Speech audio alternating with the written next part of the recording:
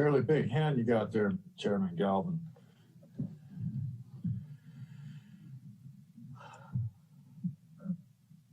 What was that, Mark? I'm sorry. Oh, I just said it's a fairly big hand when people reach for their Zoom. Oh.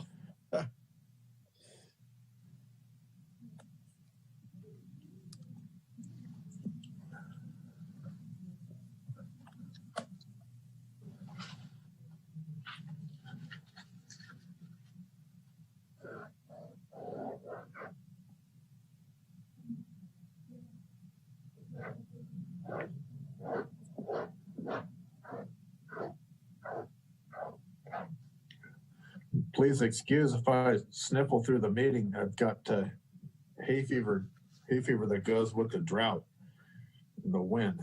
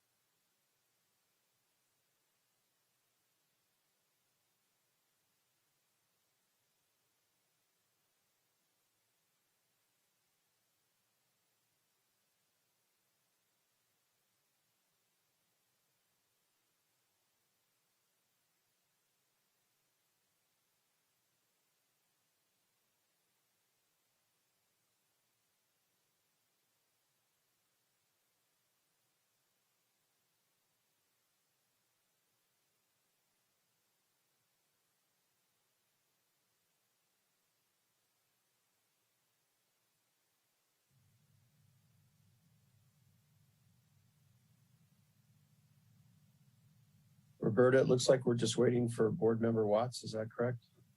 Yeah, she texted me. She's having some technical difficulties, so maybe a little bit late. No problem. Thank you.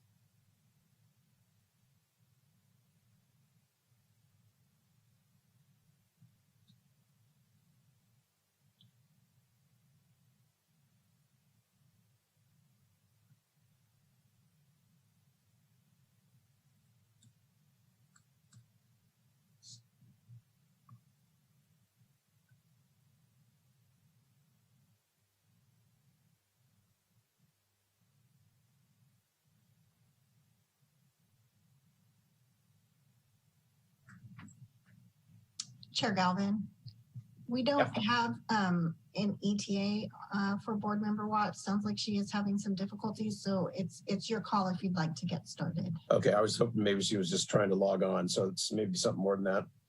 It sounds like she's having some trouble. Okay.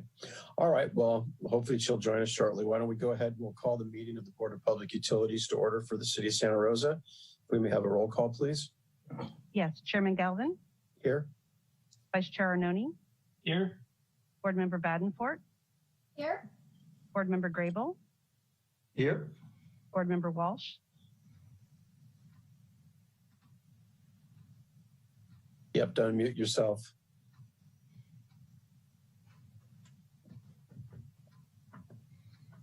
Here. Thank you, sir. Board Member Watts, Here. Board Member Wright. Oh, thank you. Board Member Here. Wright. Just in time. Timing is everything, Board Member Watts. That was perfect. Okay. So we're all present and accounted for then. Any statements of abstention by board members? Okay. Just a reminder to have your phones or your microphones muted when you're not speaking. Also to put away all cell phones and personal computers, and to please keep the video on your iPad on throughout the meeting.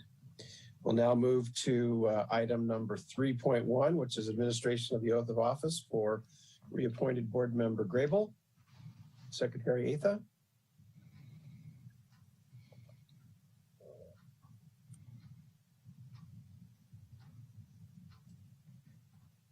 Secretary Atha, you're on mute. Sorry about that. Mr. Grable, if you could raise your right hand and repeat after me. I, Chris Grable, do solemnly swear I, Chris Grable, do solemnly swear that I will support and defend that I will support and defend the Constitution of the United States the Constitution of the United States and the Constitution of the State of California and the Constitution of the State of California against all enemies, foreign and domestic, against all enemies, foreign and domestic, that I will bear true faith and allegiance that I will bear true faith and allegiance to the Constitution of the United States to the Constitution of the United States and the Constitution of the State of California, and the Constitution of the State of California, that I take this obligation freely that I take this obligation freely without any mental reservation without any mental reservation or purpose of evasion, or purpose of evasion, and that I will well and faithfully and that I will well and faithfully discharge the duties upon which I am about to enter. discharge the duties upon which I'm about to enter. Welcome back to the Board of Public Utilities.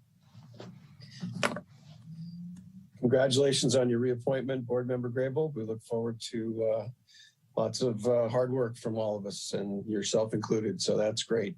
At this point, we'll take public comments on item 3.1. If you wish to make a comment via Zoom, please raise your hand.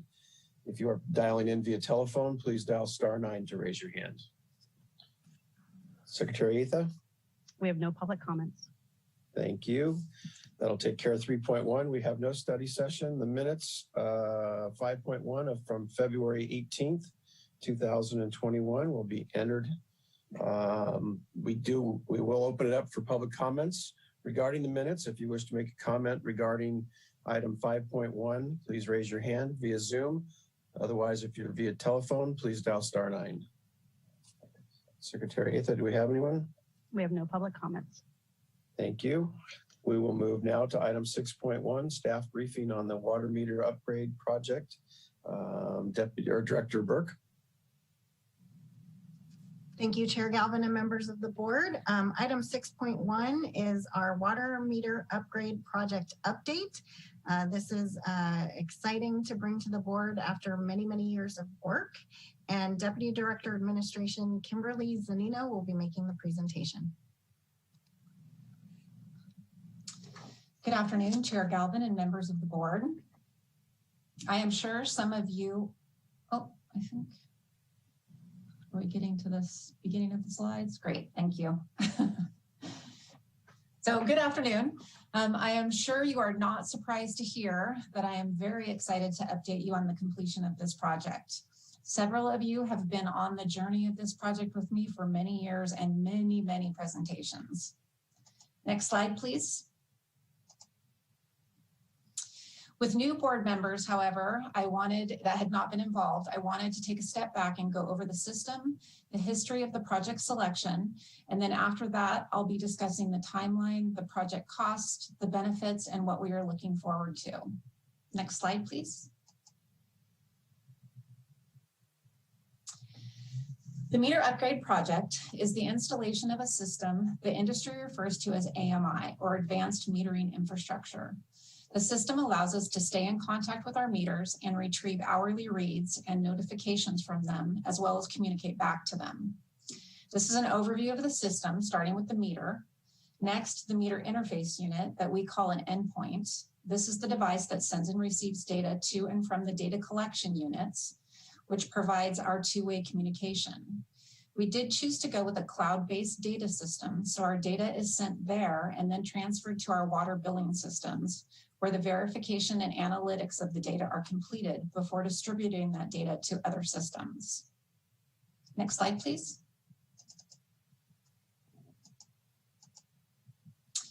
The decision to move to AMI began with an evaluation of our meter reading systems. We used to have two ways to read meters, manually and one called a drive-by system, or AMR.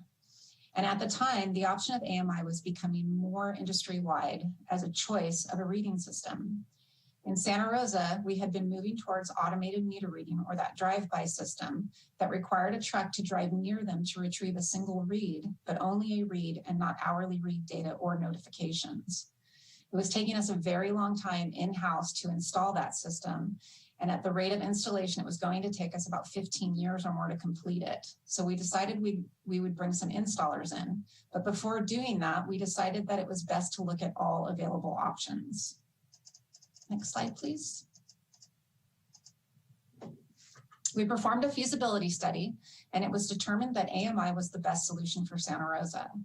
While it wasn't necessarily a huge savings, because where those financial savings are typically seen is with the reduction of non-revenue water, and our system's water loss, or non-revenue water, is considerably low compared to many around the nation. So we knew we wouldn't see that quick financial win. However, we did determine that the savings would pay for the project within the warranty period, and the system would likely last much longer than that, so the savings would continue to increase over time. In addition to the finances, however, we recognize the other benefits of the system that we are already seeing.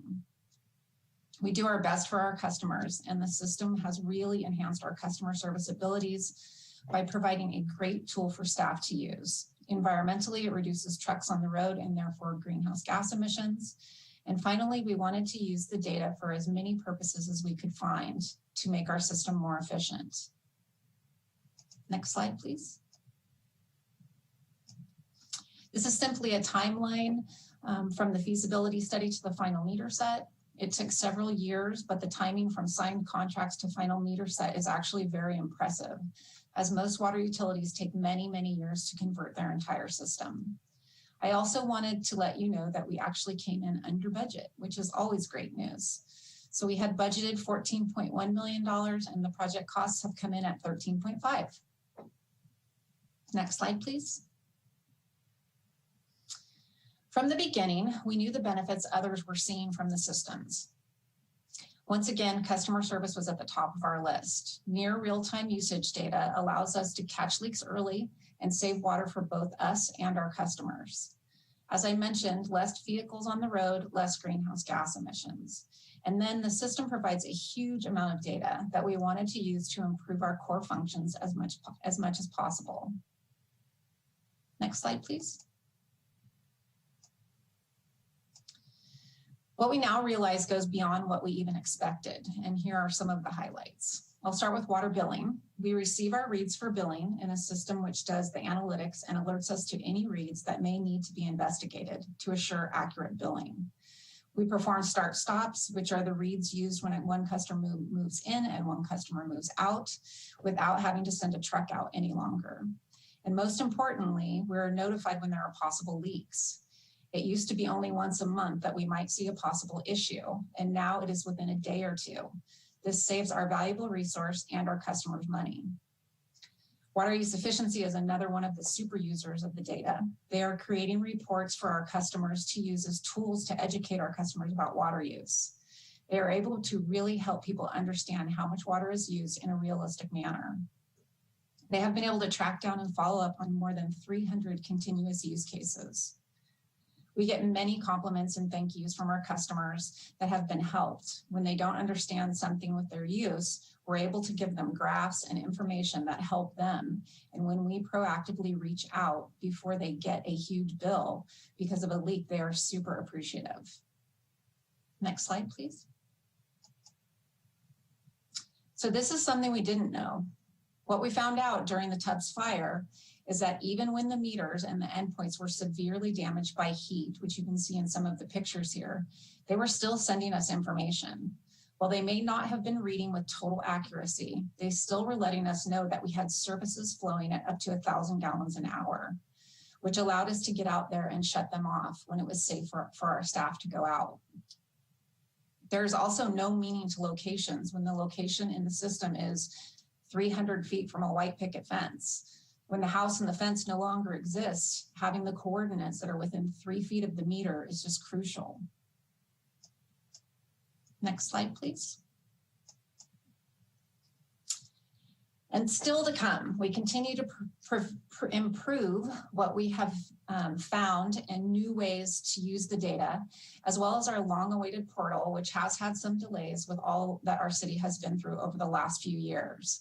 But it is in testing and staff are giving it a trial run on their accounts. So we expect to be releasing it very soon. Next slide. So before I take questions, I had a couple comments myself. First, this was a huge project that Santa Rosa Water and Water Billing should be very proud of. It helps us do our daily jobs, use an extremely valuable resource efficiently, educate and assist our customers, as well as track our internal success with programs. It would not have been possible without the dedication and commitment of many staff members in both Santa Rosa Water and Water Billing, and I couldn't be more proud of what they have accomplished. Even just before this meeting, I reached out to those people who are using the system every day, and the comments that came back were that they're really able to help our customers. They help them track down leaks. They can provide quick resolution. They're able to build trust with our customers by not guessing at an issue, but really being able to work through it by using that hourly data, which is exactly what we had hoped for when we started this project. And with that, I will take any questions or comments that you may have. Thank you, Deputy Director Zanino. I'll open it up for any board member questions or comments. I will tell you, having been on the board for a while, this is quite a moment to know that the last meter was set in January. And I know it's been a labor of love for Deputy Director Zanino and members of her staff. And it's super exciting to know that this project is completed and that it's under budget and that everything's functioning and hopefully will outlive even what we think is its useful life. So congratulations for all of your hard work. Vice Chair Arnone? I just want to say that I came on the BPU shortly after the feasibility study was approved, and the very first briefing I got from anybody at Santa Rosa Water was from Kimberly. And she was very excited at the time, explaining the anticipated benefits, and seeing those benefits come to fruition now under her leadership and direction is just very edifying. And just congratulations on the good work you did. It was a good introduction to Santa Rosa Water, and it's wonderful to see it come to conclusion now. Thank you. Board Member Badenford? Ditto on the congratulations. I think one of my first meetings was Deputy Director Zunino actually serving in a different role in the city and continuing to lead this project. So thank you and congratulations. A couple of quick questions on the testing of the portal. You mentioned that we're piloting it and kind of testing it with staff accounts. Is there a way that we can effectively test that kind of with a range of different user types? Not necessarily, obviously, to open up to part of the public and not the other, but it strikes me that I've launched a few platforms in my life and always have learned something about some unforeseen technical challenge that might have rolled out with it along the way. So it's just a question for interest, not even necessarily a direction of any kind. Thank you. So I have to give our billing group a huge amount of kudos. They test everything from start to finish, and they test it over and over and over again. So I am sure they are testing everything they can. The portal that we chose is not as advanced as some, so therefore not nearly as expensive as some either, because it's directed mostly towards residential customers, since we are a 95% residential community. I think as that comes out and people start to really use it, that's our hope, is that people will really use it. That's, I think, the biggest hurdle, is to get people to log on and to get people to look at it and to get people to set up their notifications and do that kind of work. If that's happening, I think that there is the possibility we'll even look at some of the business portals that are available that have some more advanced tools, that could be useful for our business groups. So yeah, I am sure that they are doing their best to test absolutely everything they can think of. Great. Well, thank you, and congratulations again to us all. Remember, right? Well, congratulations to all of the water department and to you, Kimberly, on this project. I know I can remember when this thing first started long ago. And I kind of have to echo Lisa. I can't wait to see that customer portal. And I like to watch my own data. I certainly use PG&E's data portal the same way. And so I'm very anxious to move on to the next step now that we have the actual reading system operating. But anyway, thank you. Thank you. Board Member Walsh. Thank you, Mr. Chairman. I just want to congratulate the water department team and Kimberly Zunino on a project well done. To get a project completed under budget and working as intended is a victory. Thank you. Thank you. Okay, I think that concludes all the board member questions and comments. We'll now open it up for public comments on item 6.1. If you wish to make a comment via Zoom, please raise your hand. If you're dialing in via telephone, please dial *9 to raise your hand. Secretary Atha, do we have anyone? We have no public comments on this item. Thank you. That will conclude item 6.1. We'll move to item 6.2, which is a Water Resources Division update. Director Burke. Thank you, Chair Galvin and members of the board. In continuing with our plan to update the board on the various work that goes throughout the department, this is our second update, and it'll be on the Water Resources Division. And Deputy Director Water Resources Peter Martin will be making the presentation. Thank you very much. Good afternoon, Chair Galvin, members of the board. I'm very excited to be here today to share about this wonderful division and the staff that work in it. And this is kind of a good opportunity for me too, just to gloat about the work that we do every day. So next slide, please. So the Water Resource Division is made up of 4 different teams: the Water Use Efficiency section, Water Supply Planning section, the Energy and Sustainability section, and the Water Quality section. It's a small team, but they do provide really high quality services and technical functions that support the entire department. So there's folks that touch every part in every division and work closely with other department staff to realize benefits for the department and see projects through. I guess, I'm the second one that gets to give this presentation. I just want to say that I think my staff is the best, but, you'll probably hear the same from others as well. So, but we can go to the next slide. I'll just go ahead and start off with just a brief overview of the water quality section. The water quality section we can actually move to the next slide at this point. The main objectives of the water quality section is solely based around ensuring compliance, mostly with state and federal regulations related to water quality. This team is a high-functioning team of 4 staff that focuses on bacteriological sampling, lead and copper rule compliance, various disinfection byproduct sampling every day, and then also ensuring compliance with our water treatment plant at Farmers Lane.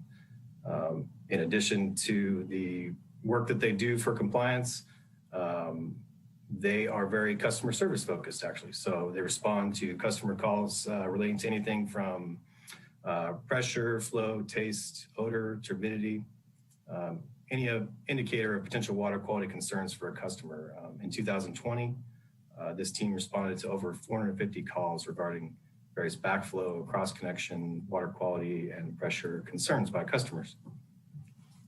Next slide. And so, as I mentioned, the water quality team is involved in ensuring the maintenance of water quality in the system through routine bacteriological sampling and other sampling requirements to ensure compliance with our permit. This also includes routine flushing of system mains, which is also in compliance with our drinking water permit requirements. The section also provides services in the form of ensuring protection of the system through customer-side backflow prevention devices and the cross-connection control program, making sure that those are maintained. The staff track an inventory of over 10,000 backflow devices in the city, in addition to monitoring recycled water, plumbing, or domestic wells, for instance, on the customer side, that have the potential to be inadvertently cross-connected or plumbed into the potable side of their connections, perhaps putting risk to the overall system. Also, the team tracks and monitors many fire protection lines to ensure equivalent compliance for backflow protection as well. Next slide, please. As of now, we are currently working on the annual water quality report, which you'll be seeing in the next few months, which provides quite a bit of information to the public, which is also required by law.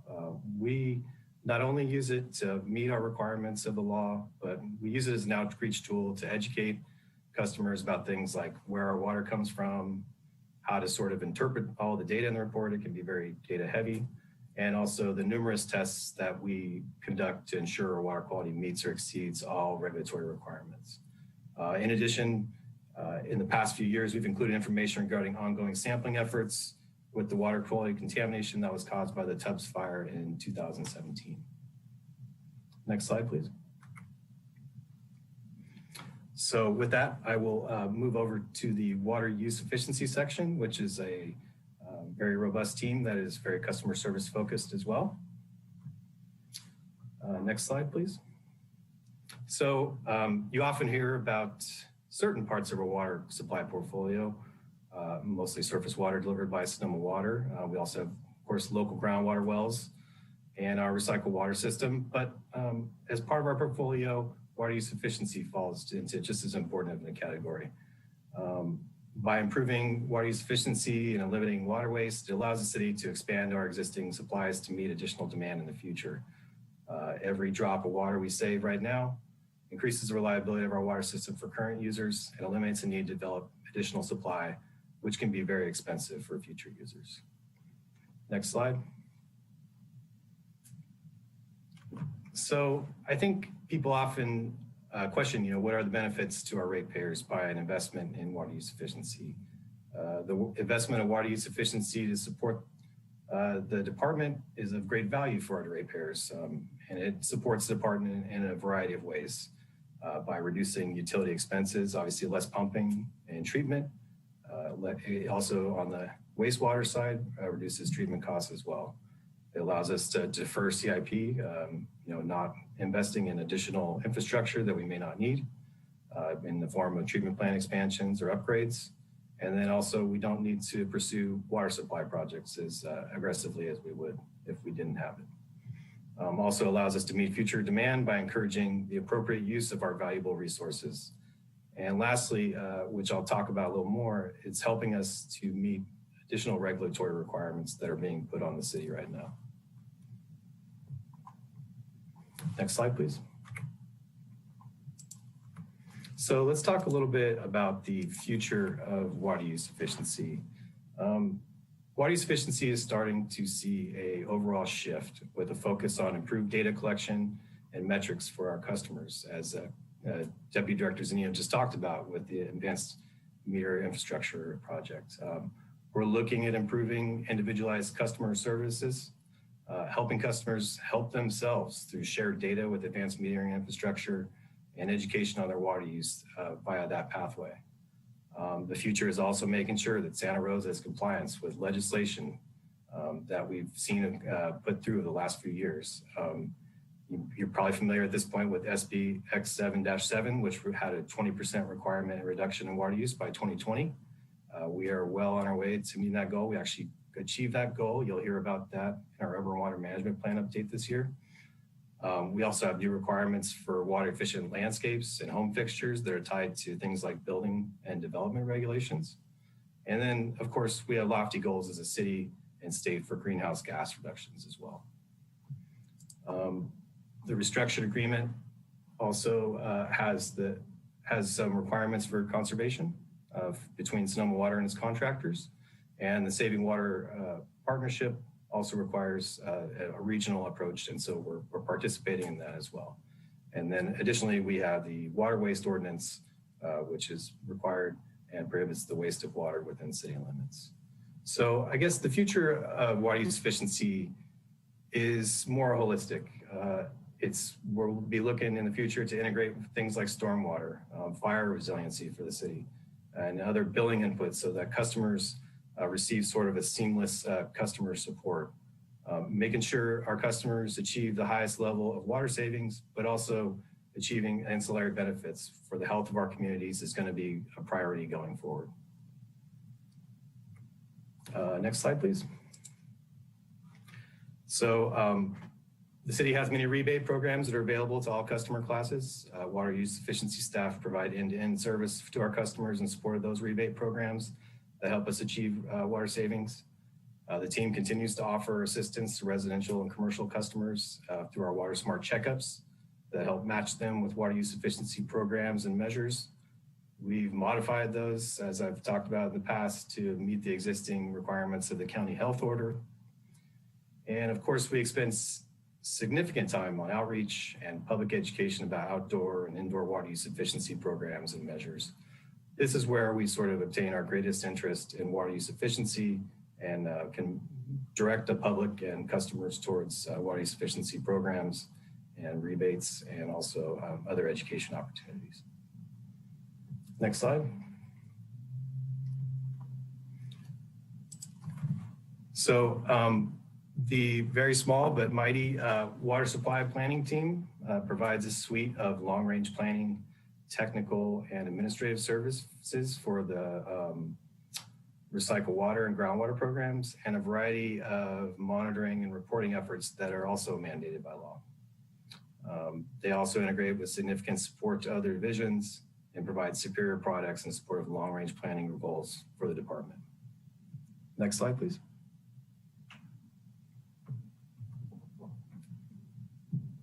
So as far as long-term planning, this team, as you know, develops the urban water management plan and oversees the water shortage contingency planning efforts.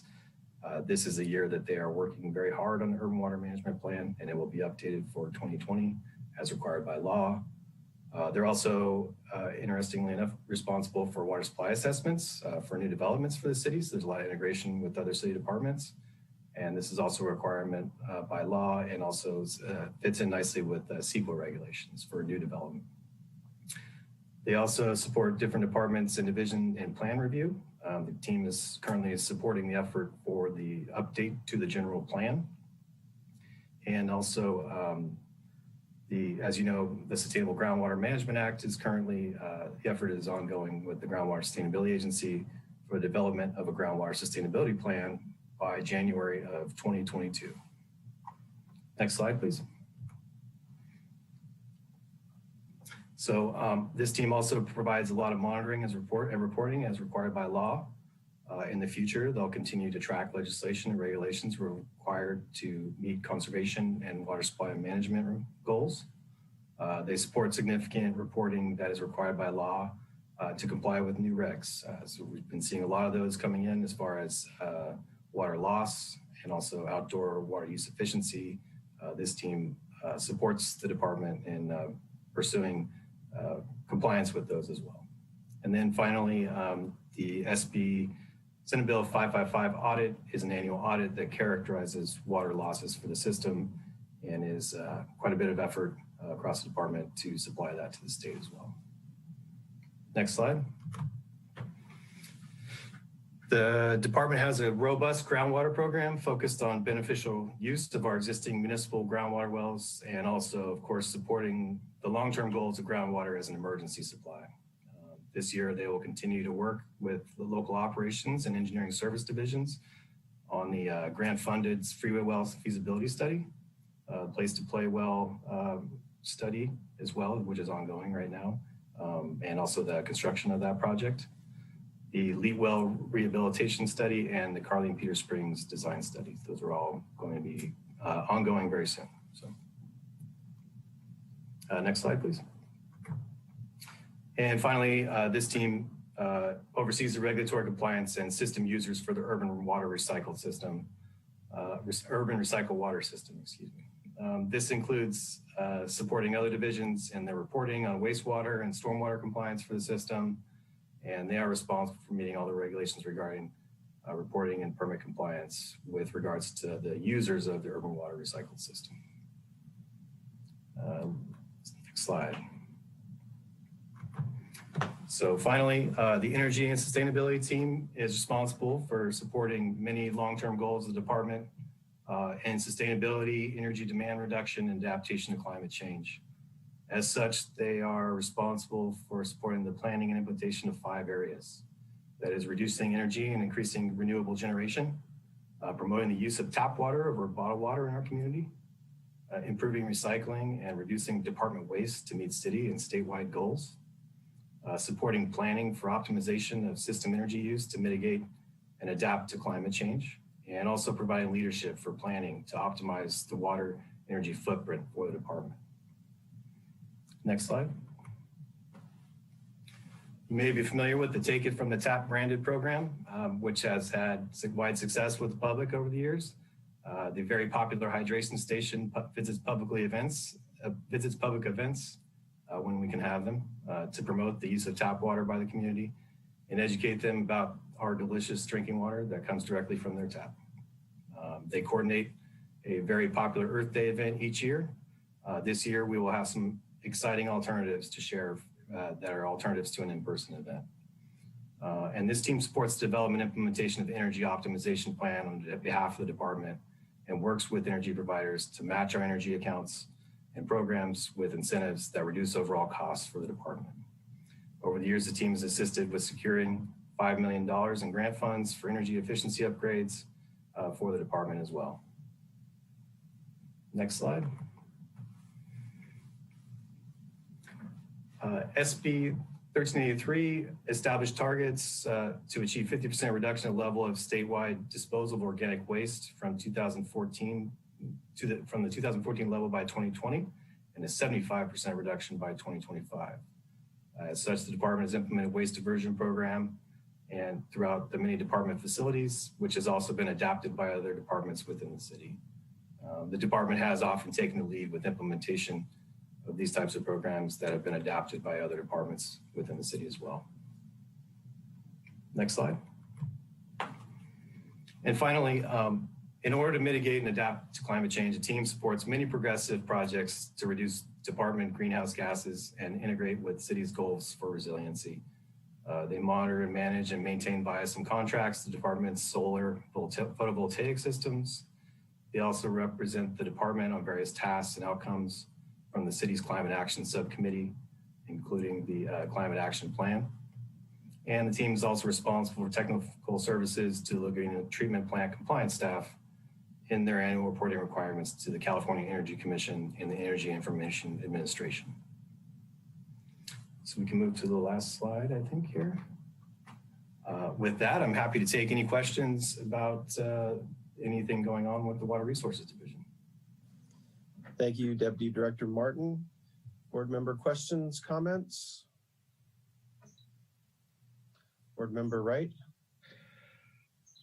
Just to say that water resources is a great division, and I personally enjoyed all the pictures of staff over the years, and some of them are kind of older pictures, what makes them really fun to look at.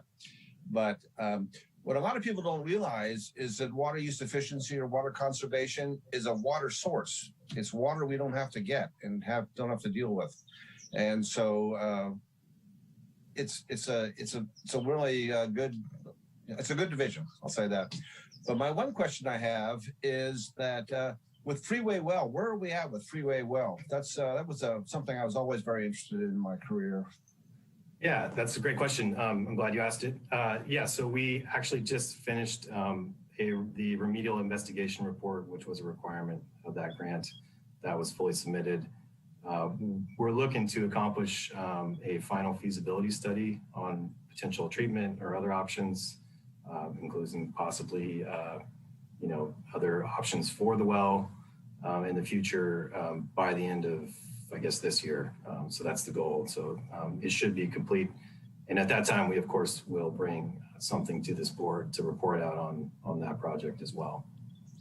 Have we actually done pumping tests to see how much stuff we draw in that we didn't necessarily want to? Yeah. So thank you. So yeah, there is a nested monitoring well that has been installed. That happened about a year ago. And then also a pump test that was done that worked in concert with other wells in the vicinity to look at the movement of water and possibly travel of contamination, that contamination plume. So those results are being worked out right now and being shared with the state as we go forward with the project. Thank you. Other board member questions or comments? Very good. Thank you for the report, Deputy Director Martin. We'll now take public comments on item 6.2. If you wish to make a comment via Zoom, please raise your hand. If you're dialing in via telephone, please dial *9 to raise your hand. Secretary Atha? We have no public comments. Thank you. That will conclude item 6.2. We'll move to item 6.3, which is the water and recycled water supply update. Director Burke? Thank you, Chair Galvin and members of the board. Our third staff briefing is our water supply update, and Deputy Directors Peter Martin, Deputy Director Water Resources Peter Martin, and Deputy Director Regional Operations Emma Walton will be making the presentation. Thank you, Director Burke. Very happy to hang in here with you for this presentation as well. Yeah, we're just giving a brief update on water supply conditions today and some of the things that we're working on right now. Next slide. So just a reminder, Sonoma Water filed a temporary urgency change petition on February 4th of 2021. That allows them to modify their in-stream requirements in the upper watershed and better manage their storage in Lake Mendocino. I should say, actually, they filed earlier. I just want to correct that, actually, and it was approved on February 4th. So let me make that correction. As of March 1st, they had to they reevaluate everything every month. The water year in the upper watershed is deemed to be critical and is subject to the modified in-stream flows from the TUCP of 25 CFS at the confluence of the East Fork of the Russian River and the main stem Russian River. The water year type in the lower watershed is classified as dry and is subject to the minimum stream flows delineated in Decision 1610 that governs Sonoma Water's water rights. Reservoir storage lower, I guess I should note, reservoir storage levels are now lower than they were in the height of the most recent drought in 2013 and 14. Next slide, please. So this graphic is sort of a comparison of rainfall so far in the past 2 years in comparison to 2013-14. As you can see, rainfall amounts are falling short of the most recent drought on record, and rainfall is trending to just above the lowest rainfall in recorded history at Ukiah, denoted by that red line. We heard at the most recent TAC meeting that cumulative rainfall is falling below those recorded levels in the statewide drought that existed 5 years ago, and also kind of tracks well to show the cyclical nature of rainfall in the region and the state. Next slide. Lake Mendocino storage is continuing to see a rise since the implementation of the TUCP. As of today, the reservoir has about 32,800 acre feet, or approximately 48% of Sonoma Water's targeted storage for this time of year. Releases are currently set at just above 25 cubic feet per second. Next slide. Lake Sonoma storage at this time is remaining very flat, with about 155,000 acre feet of storage, or approximately 63 to 64% of storage for this time of year. Next slide. As we kind of closed out 2020, I just wanted to go over a few highlights of the water use efficiency team's efforts in 2020. As you know, we modified quite a bit of the programs due to the County Health Order, but 167 Water Smart home kits were delivered to customers, or I guess at one point customers could actually pick them up, but and then also 23,000 square feet of grass was removed. About 22,000 of that is related to single family homes, and about I think 1,000 to 3,000 is commercial related turf removed. We did about 269 in-person or virtual surveys in 2020, and followed up on about 369 cases of water waste, many of which were related to data that was supplied by automated metering infrastructure. And then also we received over 1,400 calls to the water use efficiency team that were all responded to, and 4,000 welcome postcards were sent out advertising our water use efficiency offerings. These postcards are sent out 2 months after a customer moves into our service area. So seen quite a bit of folks, new customers, and trying to continue to supply them with the information they need to be water efficient. Next slide, please. We continue to offer many virtual offerings in the form of Water Smart workshops. We've supplanted a lot of the information on the web page with videos that can help folks check their meters, do a Water Smart checkup and program irrigation controllers. Those have received quite a good positive input from customers. We also revised the website to be more friendly to services that customers can do themselves. And then also we've continued to offer virtual surveys of in-home people's homes and rebate pre-qualification via virtual means as well. Next slide, please. And then just a look ahead at some of the outreach activities you'll be hearing a lot about. We have Fix a Leak Week coming up this month. We'll be pushing out quite a bit of information on that. The St. Patrick's Day 5K has been moved to a virtual event. We will be supplying those that participate with various swag, I guess, from the water use efficiency team. And then also we're looking at a Earth Day event that will be coordinated with Stormwater and also the Energy and Sustainability team, looking at a drive-up event possibly with some kids activities and a lot of things. So stay tuned for that. And then you'll be seeing quite a bit of updated regional messaging from the Sonoma Marin Saving Water Partnership. They are going to start doing some digital ad buys and additional digital radio spots potentially. And then of course, we continue to do weekly city connections, social media, and other sort of digital advertising that will continue to push out and plan ahead several weeks in advance. Next slide. Of course, folks can go to srcity.org/watersmart to learn more about rebates and incentives, and the phone number right there for the Santa Rosa water use efficiency contacts. With that, I will hand it over to Deputy Director Walton. Thank you, Deputy Martin, and good afternoon, Chair Galvin and members of the board. here once again to provide a brief update on our status of recycled water availability.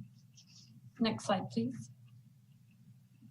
So we continue to produce very little recycled water. We ended out February with an average of about 17 million gallons per day. As you can see, far below our average production. And just as a reminder, last year was our previous historic low for production. And you can see that this year we're well behind our last year production. Next slide, please. Brief look at our storage curve.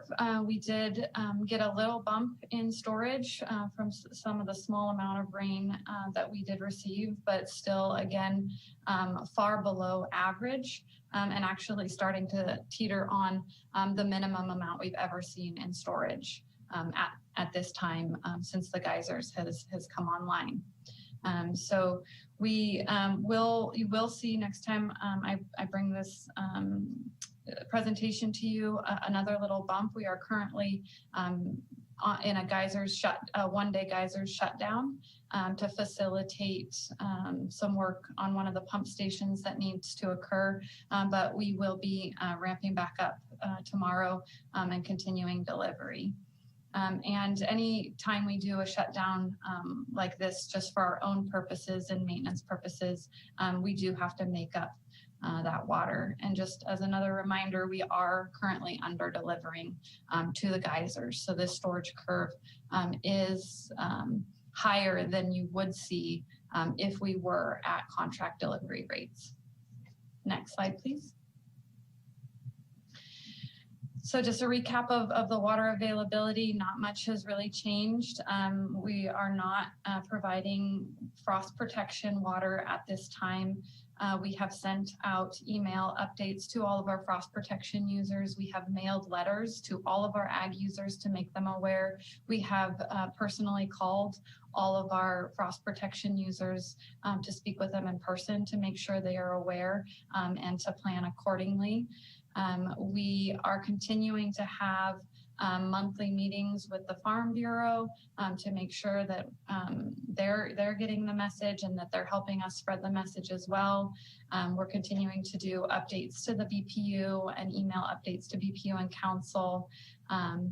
Also, any chance we get to talk with our customers out in the field, we're making sure that they're aware of the situation we're in. We, this month, started sending out an e-newsletter to all of our users to update them on the status and as well as continue to update our website with both the production curves and the storage curves, as well as information around it being an incredibly dry year and the fact that we are not providing frost water at this time and that we are looking to very little to no recycled water available as we enter into the agricultural irrigation season. Allocations are going to be necessary this year and forthcoming.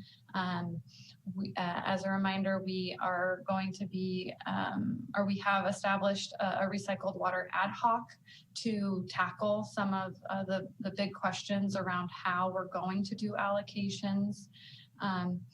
Again, a reminder, under delivering to geysers, it's really important to remember that because it does artificially increase our storage, but all of that water will need to be made up, and we're confident we'll be able to make it up, but we just want to keep some water in storage to provide ourselves with some operational flexibility as we're dealing with such little water.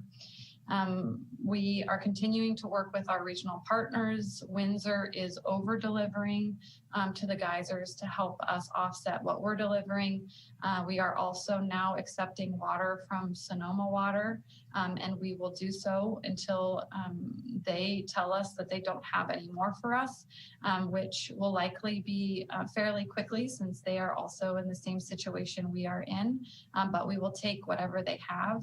And then again, just on ongoing communications with our customers, trying to get the word out any way we possibly can to make sure that nobody's caught by surprise. But we are moving into an extremely dry year with very extremely limited recycled water available.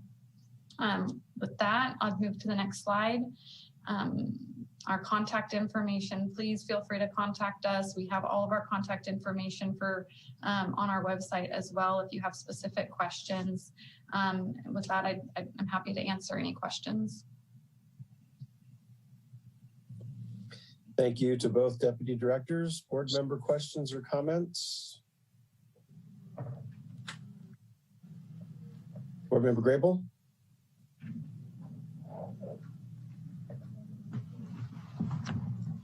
Yeah, just regarding the water supply, thank you for the presentation. It was really, again and again, I think it's sinking in just how severe this drought season is. And, I do think we need to all prepare for what may come, across the board. I mean, obviously there's so many issues that this pertains to, especially going into fire seasons. That, if it's anything like we've had over the last 5 years. What are we doing in terms of managing storage and the first thing that strikes me, and maybe you all are 10 steps ahead of me here, as always, but in terms of storage and management and planning for fire season specifically, in terms of our tanks and making sure that our maintenance schedules and things on tanks aren't affecting, optimal storage, making sure we have enough water in the system and that we're preparing for, any fire contingencies and supply issues that might come with that. I know we had, one tank issue, obviously in Fountain Grove in 2017, that comes to mind, but just in general, regarding storage and preparation for some of these very dire contingencies that I think it behooves us to think about right now. I mean, what are we doing in terms of those preparations? Thank you, Board Member Grable. Great questions. We are definitely thinking about the upcoming fire season. We are already in discussions with fire. There were a lot of lessons learned after the 2017 Tubbs fire. And so coordinating closely, working closely with fire between our operations crews. And I would like to ask Deputy Director Joe Schiavone over our local operations. He is on the meeting and he can speak more specifically to the work and preparation that our local operations team are already doing with fire. Because we are very prepared and concerned and want to make sure we're continuously collaborating with them. So I think Secretary Atha, you can promote, looks like Deputy Director Schiavone's been promoted and he can talk in more detail. Yeah, thank you, Board Member Grable. That's a great question. As Director Burke mentioned, we're in constant communication really with fire. We have regular meetings with them. We do have tank maintenance, as you mentioned. We are finalizing some of that right now and trying to do that in the early months, as early as possible. As you do know, we do have backup methods. We plan for the tanks to be offline at times. We can operate them in different ways. We often can feed from another tank and then also run our pressure zones in a pressure mode if needed. And whenever that happens, we are in constant communication with fire. They're aware. They also know how to connect with us if there is an issue so that we can get in right away and start moving water where needed. So it's a great question. It is something that we're thinking about. We are hearing from them that this strange weather is going to make for an interesting fire season. And so we're really making sure that we let them know where we're at. And that includes everything, including backup generators and having everything in place ready to plan for the fire. We've, unfortunately had the opportunity to practice for this quite a few times over the last few years. And one of the things that we found, especially with the success of moving water around during the glass fire, that communication is key. So it's a great question. And yes, we are working with them regularly. Thank you, Deputy Director Schiavone. Board Member Walsh. Yes, thank you, Chair Galvin.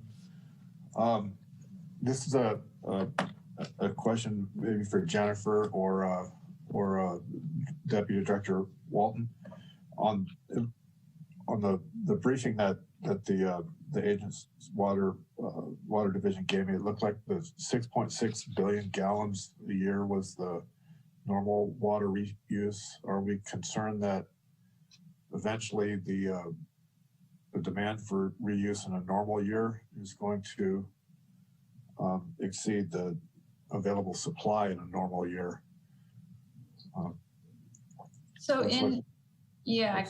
Great question. Our recycled water production is extremely variable and very dependent on the weather. In kind of normal and most years, we have enough water to satisfy the needs of all of our customers. In very dry years, like this year, we do have enough water and will have enough water to meet our uninterruptible contractual obligations. So our obligations to the geysers and our obligations to our urban users, we will always have enough water. Unless Peter, Deputy Director Martin, is so successful with water conservation that we see our dry weather plant flows substantially decrease. But even with conservation that we have been able to achieve over the past years, our plant flows alone during dry weather will satisfy all of our uninterruptible contractual obligations. The rainfall on top of that is what gives us the ability to supply users to our interruptible customers. So I hope that answered your question, but let me know if it didn't. It does answer my question, and I appreciate the lesson. Thank you very much. Yep. Any other board member questions or comments? Okay, seeing none, we'll now take public comments on item 6.3. If you wish to make a comment via Zoom, please raise your hand. If you're dialing in via telephone, please dial *9 to raise your hand. Secretary Etha? We have no public comments. Thank you. We have one item on the consent calendar, item 7.1, which is a motion for additional contingency on the Laguna Treatment Plant chillers and climate control upgrades. I'll move adoption of the consent item. I'll second. We have a motion by Vice Chair Arnone, seconded by Board Member Wright. Any other additional comments by the board? Okay, if not, we will open it up to public comments on item 7.1. If you wish to make a comment via Zoom, please raise your hand. If you're dialing in via telephone, please dial *9 to raise your hand. Secretary Etha? We have no public comments. Thank you. May we have a roll call vote, please? Yes, Chairman Galvin, Aye. Vice Chair Arnone, Aye. Board Member Badenfort, Aye.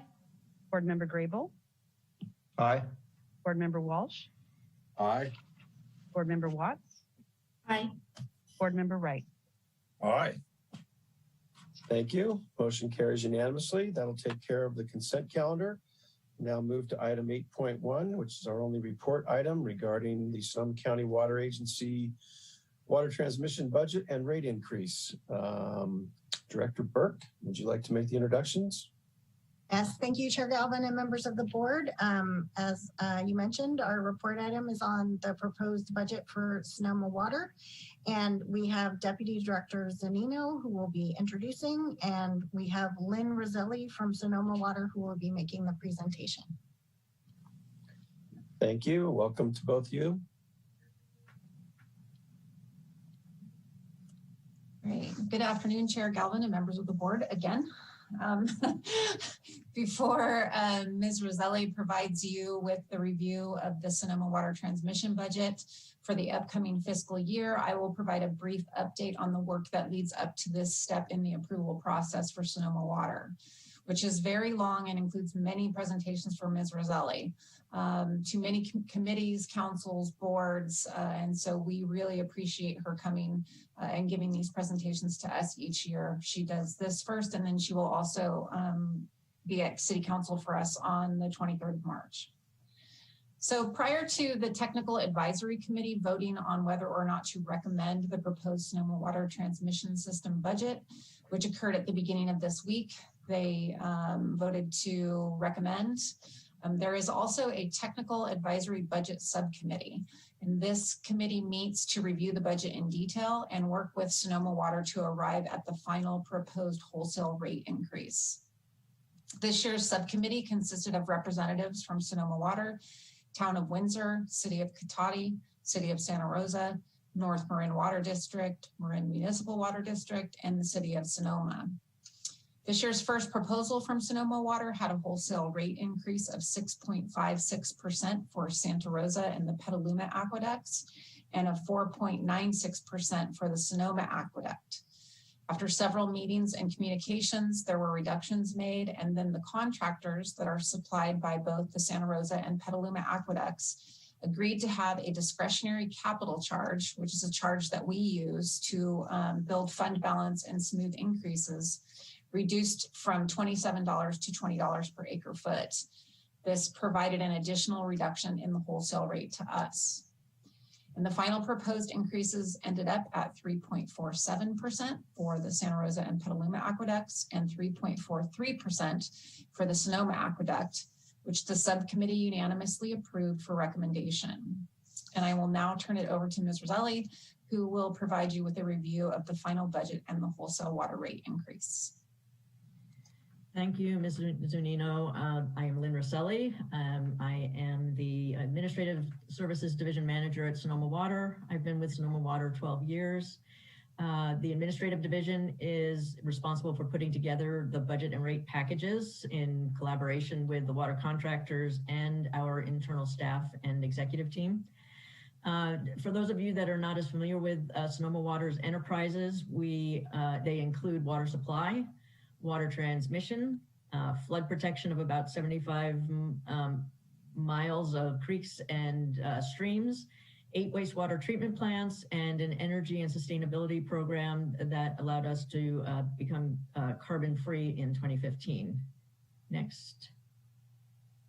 So today we're just going to be talking about the water transmission system budget and rates, and I just want to highlight that the revenue that we receive for each one of these enterprises is specific to that enterprise, can only be used for the purposes intended and cannot be moved to any other enterprise. Next slide, please. So this is a 10,000 foot level map or picture of the Sonoma water transmission system, certainly not as intricate as the city's system or network. In the upper left-hand corner are the Mirabel-Wohler collection wells or production wells on the Russian River. And then there is the Santa Rosa Aqueduct, Petaluma Aqueduct, and Sonoma Aqueduct are the 3 main aqueducts serving the 8 water contractors. We prepare a budget and rate for each aqueduct, and the customers on those aqueducts pay that rate for the water that they purchase from Sonoma Water. And we provide wholesale water to City of Santa Rosa and the other water contractors, and they in turn provide clean potable water to as many as 600,000 customers in Sonoma and Marin counties. Next slide, please. So as Ms. Zunino mentioned, we engaged in a collaborative process, and I want to thank very much Ms. Zunino and Ms. Burke for helping guide this process and participating with Sonoma Water in a collaborative way to develop this budget and rate package. The budget and rates are established in accordance with the restructured agreement for water supply that was signed by the 8 water contractors in Sonoma Water in 2006. And it says it provides a roadmap for how we develop the budget and rates, which we start doing in the fall, and then we bring it to the budget subcommittee in mid-January. We meet with the budget subcommittee members in January and February to discuss the budget. We take their input, we go back, we work some more. We try to accommodate as much as possible any of the comments that we receive. As Ms. Zunino mentioned, on March 1st, the Technical Advisory Committee voted on the budget and rates and unanimously approved recommending to the WAC the budget and rates. I present to city and town councils and water districts in March. We call it March Madness. And then the Water Advisory Committee on April 5th will vote, and then it needs the budget and rate package needs to be adopted by our board of directors before the end of April, so on April 20th. Next slide, please. So the budget hits on all of these functions or activities of the water transmission system. So there's obviously operations and maintenance, and then there are 4 sub-funds that are operating type budgets. And then there are 5 capital funds and a number of different debt service funds. We try to refinance the debt service funds in accordance with the bond covenants whenever we can, especially when the rates are low. And I just want to point out that the water management sub-fund is for the urban water management plan. And we are tackling that collaboratively with water contractors right now. And it is supposedly due, I think, July 1st this year. So there will not be that many costs associated with this program and this sub-fund next fiscal year. There'd just be some ongoing minor costs for communicating with Department of Water Resources and the water contractors with any questions that come up. And then the Watershed Planning and Restoration Fund is specifically for the biological opinion, the National Marine Fisheries Service 2008 biological opinion that regulates our actions and our take of any fish, endangered fish species on the river. And the Dry Creek Habitat Enhancement Project is one of the mitigations that we are implementing, and we do have costs associated with the Dry Creek Habitat Enhancement that the water contractors do pay for. Next slide, please. So I'm going to start with talking about the budget for capital projects, and then we'll move into the other areas that I mentioned on the last page. So there are a number of hazard mitigation projects. The first 4 have FEMA hazard mitigation funding, grant funding for them. And the 3 middle ones, Marquest Creek, Russian River Crossing, and Santa Rosa Creek Crossing, are the city of Santa Rosa does pay some share of costs for those 3. Eli Booster is on the Petaluma Aqueduct, and Sonoma Aqueduct Crossing is obviously on the Sonoma Aqueduct. And all of these will be active in fiscal year 21-22. And the budget for next year for the suite of projects, for hazard mitigation projects, is $5.4 million. Next slide, please. Other capital projects that aren't primarily hazard mitigation projects are shown here. The Sonoma Booster Pump Station project is on the Sonoma Aqueduct, so the City of Santa Rosa does not pay for that. The Mirabel Dam bladder replacement is a key project that was awarded recently and will be under construction next fiscal year. The Mirabel Dam is up in where the collection wells are. When the Mirabel Dam is up, it creates a backwater, allows water to drain through the gravels and into the collector wells so that we can provide the water contractors with a clean source of water. So the Mirabel Dam is very important, and the bladder is going to be replaced. And then there's the Warm Springs Dam hydroturbine retrofit. So Sonoma Water does not own the dam. We pay debt service. The community pays debt service on the dam's construction. The Army Corps is responsible for operation of the dam and the flood control pool. But we do have the Warm Springs Dam hydroturbine, and we generate hydroelectricity. This project is going to make the hydroturbine more efficient, and will be has a very short payoff in the matter of 3 to 5 years. So we think this is a good project, and it brings revenue into the water transmission system and helps offset rate increases. And the budget for these other capital projects is $4.3 million. When you add those together with the hazard mitigation projects, you get a total capital budget of $9.7 million. Next slide, please. So the top project here in operations and maintenance is the Santa Rosa Aqueduct and Russian River Cotati Intertie Cathodic Protection Project that will be under construction next fiscal year. It's about a $3.2 million construction project. It's a very important project. We need to keep the aqueducts protected so that we don't have to replace them, which would be incredibly more expensive. We have well and pump replacements and valve replacements and a tank maintenance program. And on the studies side, we have several studies that are budgeted for next fiscal year. Ongoing is the Regional Water Supply Resiliency Study that we are doing in collaboration with all of the water contractors to develop a decision support tool for water supply resiliency projects and programs regionally. And the budget for our operations and maintenance is $30.5 million. Next slide, please. So these are the sub-fund budgets. Again, water management, urban water management plan is not shown here. There will not be a budget for that. But the biological opinion compliance and water conservation are budgeted in next fiscal year, have a budget. The Dry Creek Habitat Enhancement Phase 4 project, it will be constructed by the Army Corps. We are coordinating with the Army Corps on this project. We are providing the design and the right-of-way work for the construction and providing a 35% cost share to the Corps. The Corps is picking up the other 65%, and that represents a very significant savings for the water contractors. It is a required project, and it helps us not build a Dry Creek pipeline, which would be significantly more expensive. And we are finding that these habitat enhancement projects are very successful. And Mr. Martin on your team mentioned the importance of water use efficiency and water conservation. It's the third driest year on record.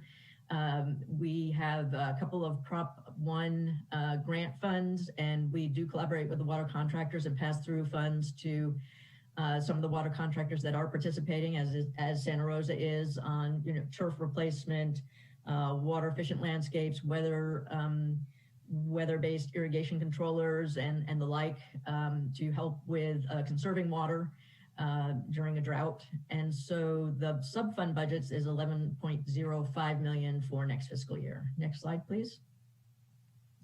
So here's a comparison of the of next year's budget compared to this fiscal year's budget.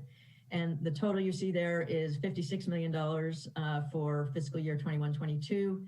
$59 million for this fiscal year. So that's about a $3 million difference. You can see that that $3 million is mostly based on reductions that we made in capital projects. The reductions that we made, I'll speak about a little bit more later, is in large part due to the feedback we got from the water contractors, the hardships due to the pandemic and the economic impacts of the pandemic on customers. And so we have been able to reduce our overall budget for next fiscal year. At the bottom, you can see that we do use grants, use of fund balance, and bond proceeds to offset the costs of the budget. The offset for next fiscal year is $7.8 million less than this fiscal year. And so the net budget for next fiscal year is $47 million versus $43 million for this fiscal year. And that difference, that delta, is the basis of the rate increase. Next slide, please. This is a pie chart that just gives you a visual example of how the budget is allocated. It's made up of 54% operations and maintenance. Capital projects are 17% of the budget. Biological opinion compliance and water conservation are 20%. Debt service makes up 9% for the bonds and the state revolving loan fund. And we have bonds and grants and fund balance that offset all of these costs at $8.5 million. So now we're going to move from the budget and into the rate setting calculation. So we take the budget, the cost of operations and maintenance, we divide by the quantity of water sold. The restructured agreement for water supply tells us that we have to take the lesser of the 3-year annual average or the last 12 months of water deliveries. And if you can see that, thank you. You can see that the lesser of the two is the 46,095 acre feet, which is the last 3-year annual average water deliveries. And when you do the math, you can see that the rate comes out to approximately $1,000 per acre foot. This is an example. The rate is actually calculated. It's a little bit more complicated than this, but this gives you a sense of the rate. It is a uniform rate, and it is also a completely volumetric rate. So when water deliveries decrease, the rate goes up, the rate increase goes up. And when water deliveries increase, the rate increase decreases. In a drought year, we typically see deliveries on the order of 42 to 44,000 acre feet. Those delivery reductions would mean that we would have less revenue to pay for the budgeted expenses that we have. And I'll talk a little bit about that at the end when we talk about the rate cutting measures that we implemented. And in comparison to other wholesale rates, we wanted to show you this slide. So Sonoma Water is over there on the left at $1,000 per acre foot on the Santa Rosa Aqueduct. Zone 7 and San Francisco Public Utilities Commission elected not to raise their rates this year. However, Zone 7 said that they were going to be doing a rate increase of, I think, 6.7% next year. And Santa Clara indicated that they're going to be doing a 9.6% rate increase next year, but no change for this year. Contra Costa County has a 3.75% rate increase this year and another one the subsequent year. We are in line with this, with the other water contractors, and our rates are competitive and lower than the other wholesalers in the region. So here are the proposed rates for fiscal year 21-22. This is a breakdown of the rates by the operations and maintenance, the sub-funds, the bond and loan charges. Ms. Zunino mentioned the discretionary charges.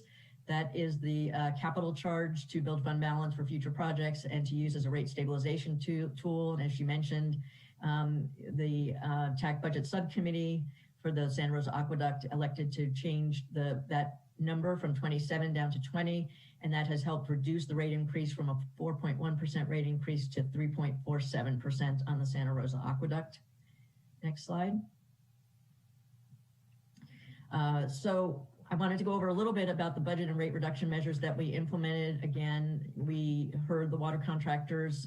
This is an extremely tough year. Not only did we have fires in the fall, but we had a pandemic all year long, and it's impacting customers. We showed an initial rate of 6.56%, saying this is what we need to operate and maintain the system and keep up with capital improvements.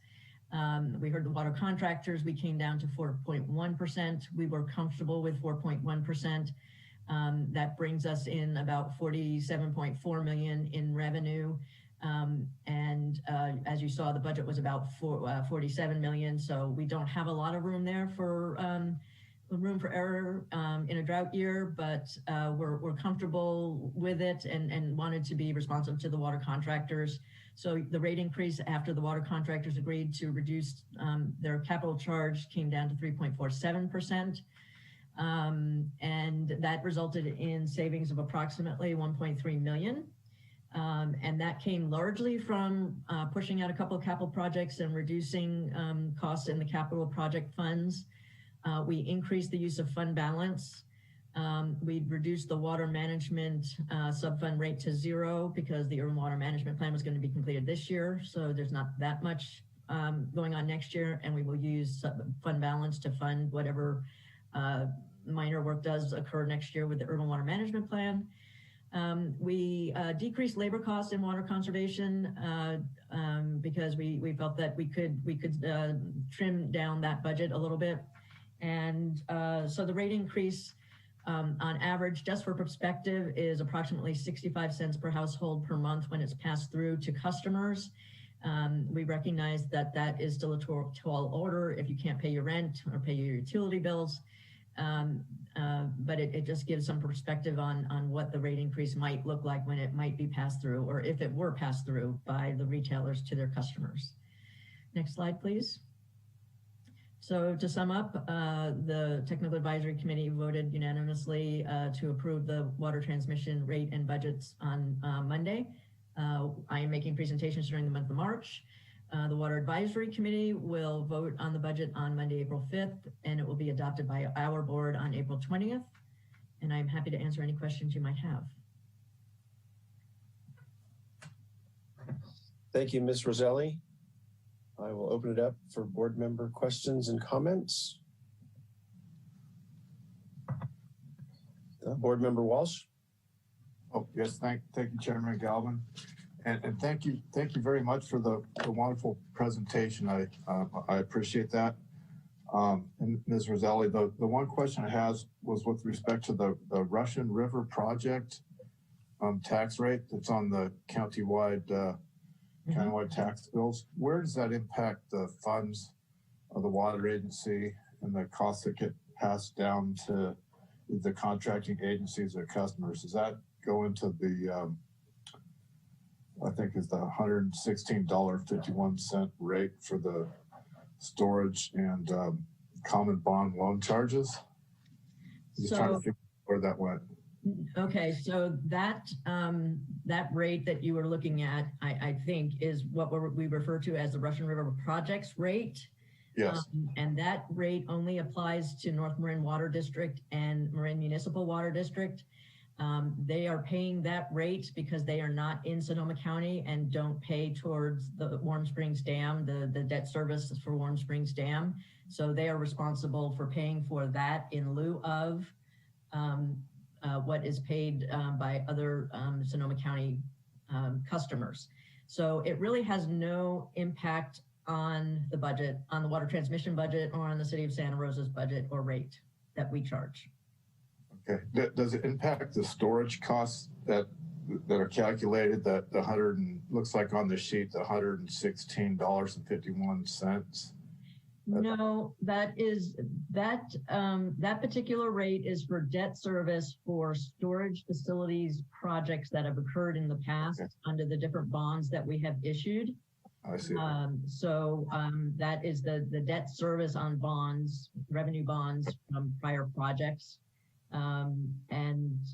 We separate out the storage facilities bonds from common facilities bonds because not all of the water contractors pay for the storage projects.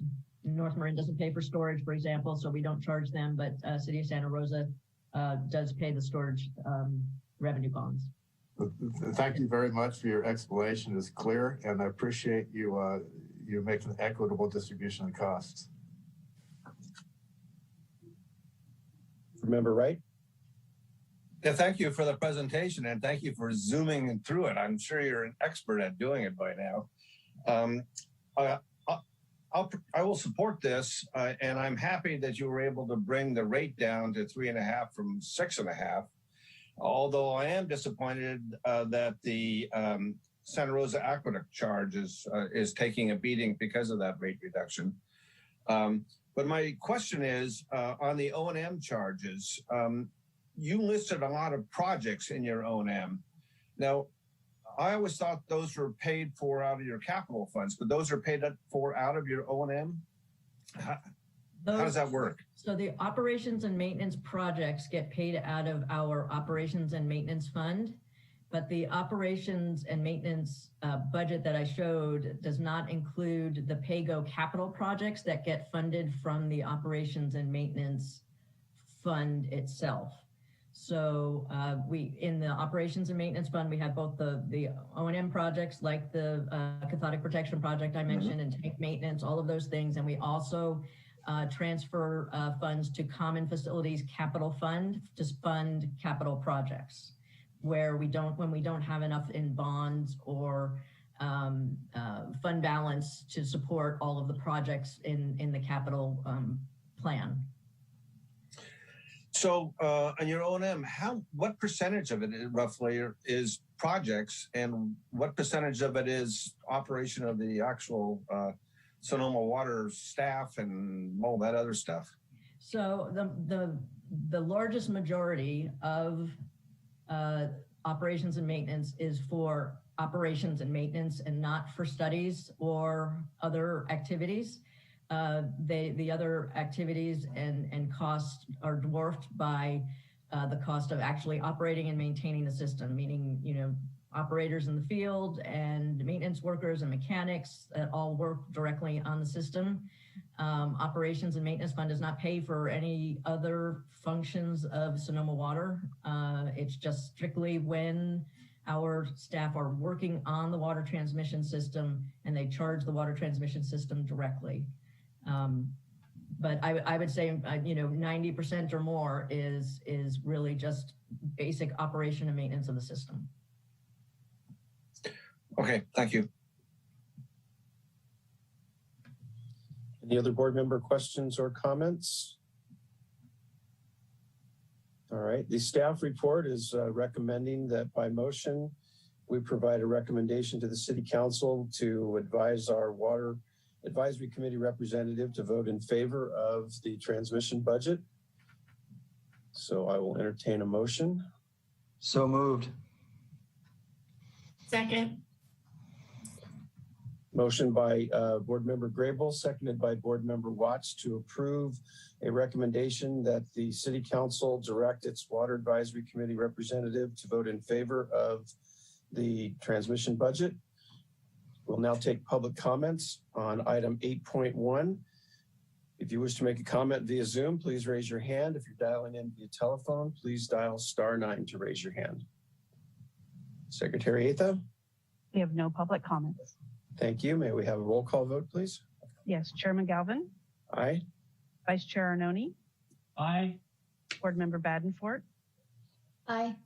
Board Member Grable, Aye. Board Member Walsh, Aye. Board Member Watts, Aye. Board Member Wright. Aye.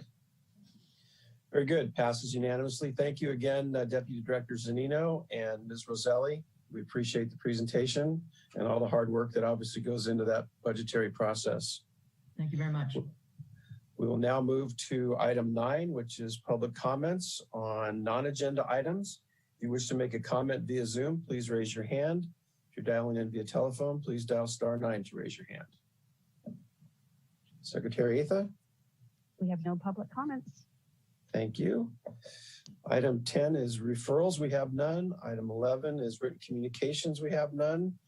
Item 12 is subcommittee reports. I don't believe any subcommittees met, but I'll open it up in case I missed somebody. Seeing nobody. Any board member reports?